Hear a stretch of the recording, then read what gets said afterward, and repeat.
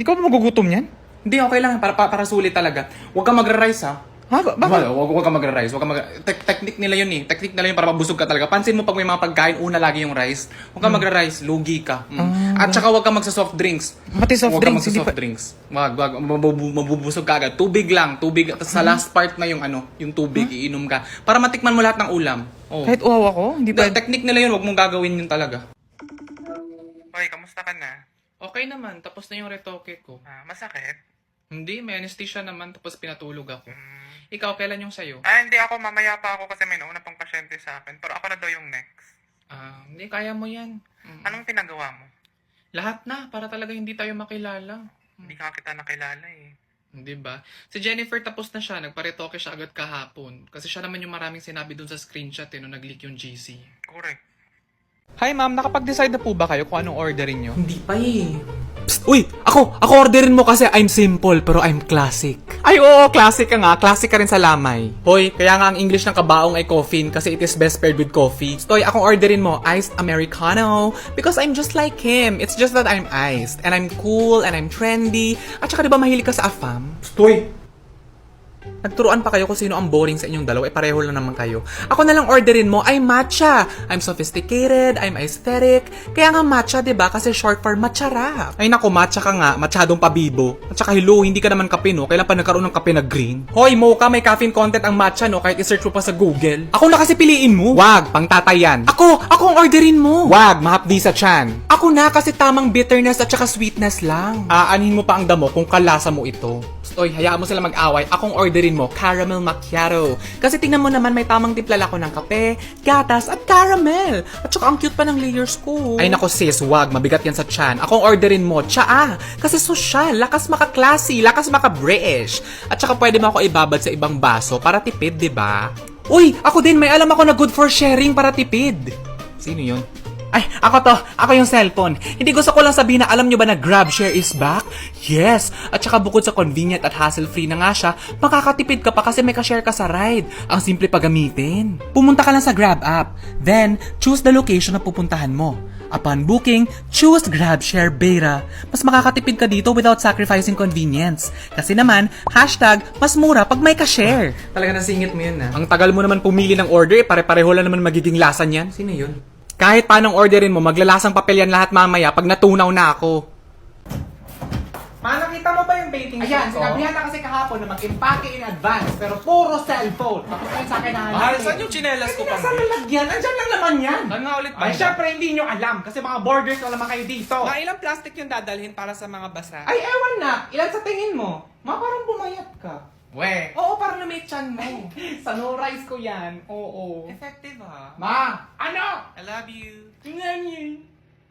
Hello, Day. Punta mo naman ako dito sa bahay. Tagal na natin hindi nagbabanding. Sige, papunta na ako dyan. Hello! Oh my God! Sige, go. Excited!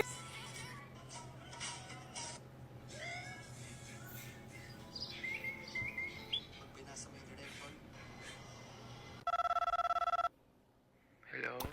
Hello friend. Good evening. Sorry, medyo late na. Bakit?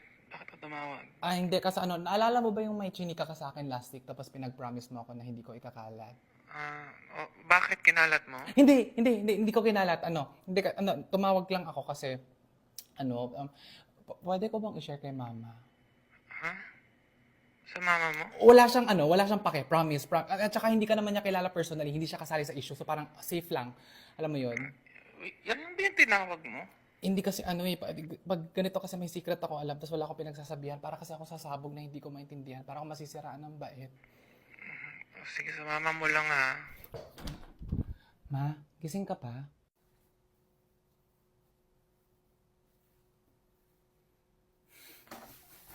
Ba't magkatuto kayo na sa fitting room?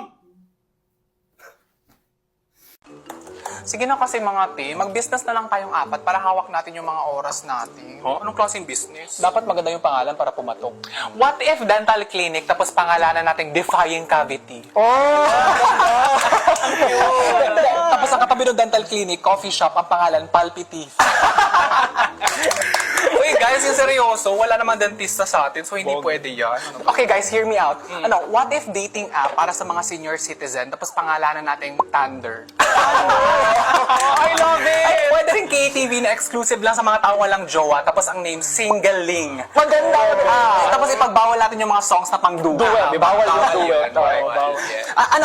What if na lang, massage spa tapos pangalanan natin Sana Oil. Ay, ang nice! Tapos may pet shop sa katabi, ang pangalan, Eddie Au, kasi for dogs. Hello, hindi inclusive. Paano naman yung pusa ko? Eddie Meow.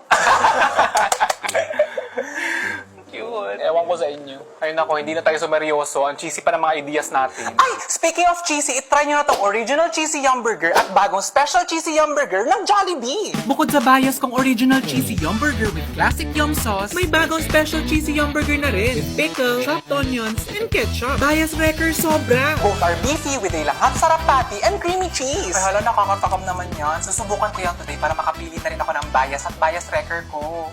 Correct. Mas una pa namin masusubukan yan kasi yung pagsubok nating apat na mag-business. Ay, alam ko na! What if funeral homes na pang introvert tapos pangalanan nating Libing La Vida Loki? Kasi Loki lang yung libing nila. Ha? Te, baka tayo yung una maging customer dyan pag kinancel tayo sa internet. Ay? Oo nga. Ba't ka andito? Ha? Ba't ka maingay? Ba't ka nga andi? Naglilinis si mama, no? Kaya ako pumasok dito eh. Alam mo naman yun, maglilinis-linis ng konti tapos mamaya magiging team building na. Papatulong sa atin. Na? Ay, tulog.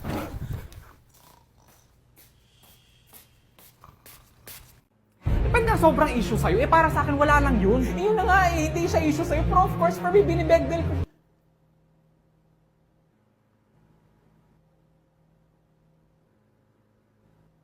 Binibegdel. Huwag ka tama. Sorry. Hello, by Adele. Mad at You by Neo. Ha? What do you mean by Justin Bieber? Gusto ko nang bumitaw by Morissette Amon. Parang di ko yata kaya ba dyan sa Saragosa? Hindi na ako happy! By Pharrell Williams. You're gonna make me cry by Mandy Moore. Wala namang luha by Aegis. But I want to stick with you by Pussycat Dolls. Good for You by Olivia Rodrigo. I think I wanna marry you by Bruno Mars. Leave me alone! By Heart. Evangelista? Ay, hindi. Yung Heart lang. Yung Merong heart nga lang. But I love you by Billie Eilish. But you're a bad guy by Billie Eilish din. Despacito! Ha? Ano namang connections? Sorry, hindi kasi ako naka-premium. Hindi ko mapili yung next song. Kasi kung hindi pala sila okay ever since, ba't siya nagpabuntis? True the rain. Alam mo, kasi bata yan. Bata naman yan. Hindi yan pwedeng gawing dahilan. para Through maging, the fire. I mean, hindi dapat yung ginagawang excuse para maging okay silang Corrected by. So, paano pag toxic pa rin silang dalawa? Paano yung bata? Correct kong TV. Friend, ang dami mong pauso. Pwede patapusin mo muna ako. Kung sang-ayon ka sa sinasabi ko, just say agree. Agriana Grande. Ang problema ko kasi, Doc, sa sobrang pagka-people pleaser ko, parang naapektuhan na yung buhay ko. Well, first is you really have to learn how to say no. Do you think that this is something you can do? No. Oh! Nagawa mo! Nasabi mo! Kasi sabi mo... Wait lang.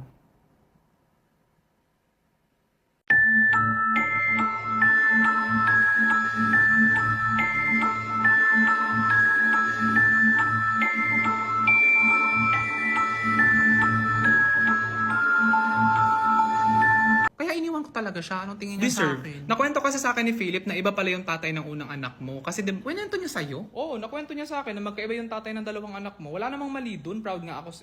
Ba't ganyan mukha mo? Alam mo yung ganito, pag ganito tumahimik ka na, bobo ka ba? Saan nga ulit yung hotel niyo sa Tokyo? Sa Villa Fontaine po sa Tokyo. Ilan ulit kayong pupunta? Kami po ng mga friends ko, 7 po kami. Ate, saan nga dito yung... Ano? Ba't ka nagagalit agad? Kasi ang dami mong tanong, paulit-ulit, kairita. Happy lunch, te. Happy lunch. Jade, hindi pa ba tapos yung keynote presentation natin sa client? Tomorrow na yun ah. Ay, sorry, I'm not yet done. Give me until end of week, matatapos ko na siya. Hindi ba kaya today? I mean, you could have told me that the task is too complicated for your expertise. Bogs, professional way of saying yun na sana sinabi mo kung hindi kaya ng utak mo. Apologies for the delay.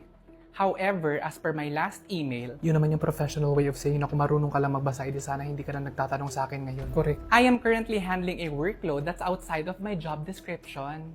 Yun naman yung professional way of saying na ang daming pinapagawa sa akin kahit hindi ko naman trabaho. Are you complaining? Are you listening? Are you threatened? My spaghetti has sauce made from freshly picked tomato. Uy, sorry.